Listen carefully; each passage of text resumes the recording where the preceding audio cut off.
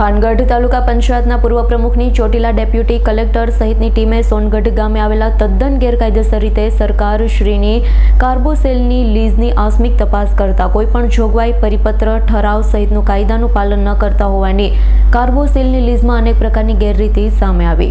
થાનગઢ તાલુકા પંચાયતના પૂર્વ પ્રમુખની ચોટીલા ડેપ્યુટી કલેક્ટર સહિતની ટીમે સોનગઢ ગામે આવેલ તદ્દન ગેરકાયદેસર રીતે સરકારશ્રીની કાર્બોસેલની લીઝની આકસ્મિક તપાસ કરતા કોઈપણ જોગવાઈ, પરિપત્ર, ઠરાવો સહિતનું કાયદાનું પાલન ન કરાતા હોવાની કાર્બોસેલની લીઝમાં અનેક પ્રકારની ગેરરીતિ સામે આવી છે.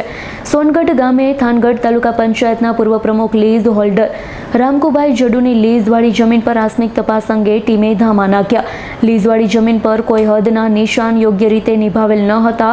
કાર્બોસેલ અંગેનો સ્ટોક અંગે કોઈ રજીસ્ટર મળી આવ્યું. ગેરકાયદેસર કાર્બોસેલના 11 કુવાઓ જોવા મળ્યા, જેમાં 9 કુવાનું બુરાણ થયેલ જોવા મળ્યું હતું. લીઝમાં ઉપયોગમાં લેવાતા વિસ્ફોટ પદાર્થ અંગેનું કોઈ રજીસ્ટર ધ્યાનમાં ન આવ્યું. કાર્બોસેલનું ખનન પ્રવૃત્તિઓ કરનારા મજૂરો માટે કોઈ સેફટી અંગેની સુવિધાનો અભાવ જોવા મળ્યો. કાર્બોસેલ લીઝમાંથી કાઢવામાં આવેલા કોલસા અંગેનું રોયલ્ટી પાસ ઇસ્યુ કરેલ છે કે કેમ તે અંગે કોઈ રજીસ્ટર નથી મળ્યું.